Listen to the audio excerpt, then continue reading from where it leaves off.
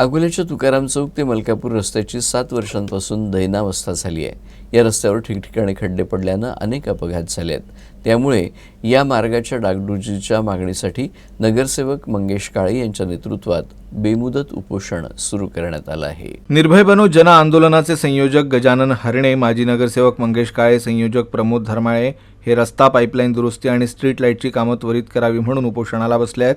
त्यांच्या या उपोषणाला समर्थन म्हणून अनेक संघटनांचे पदाधिकारी साखळी उपोषण करत आहेत। याबाबतचं निवेदन मनपा आयुक्त, जिल्हाधिकारी तसंच कार्यकारी अभियंता बांधकाम विभाग यांना देऊन इशारा देण्यात आला आहे। प्रशासनाने या गंभीर बाबीची त्वरित दखल घेतली नाही तर शिवसेना स्टाईलनं आंदोलन करण्याचा इशारा माजी नगरसेवक मंगेश काळे यांनी दिला।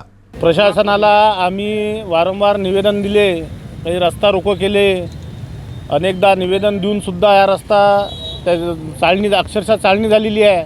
तुम्ही बघता तर शाळेकरी जर मुलं जातात तर त्यांचं जाण्या येण्याची व्यवस्था, अनेकदा शाळेचे ऑटो इथं पलटीसुद्धा झालेले आहेत, अनेक अपघात झालेले आहेत, तरीसुद्धा प्रशासनाला जाग नाही आली। वारंवार आम्ही निवेदन दिले, वारंवार आम्ही जे काय करायचं आम्ही सगळं काही करून बसलो, परंतु प्रशासनाला आजपर्यंतही जाग नाही आहे। म्हणून आम्ही आज हा पवित्रा उचलला की आमरण उपोषण जोपर्यंत हा रोड होणार नाही तोपर्यंत आम्ही आमरण उपोषण करणार आहे, तोपर्यंत आम्ही इथून हटणार नाही आणि उठणार पण नाही।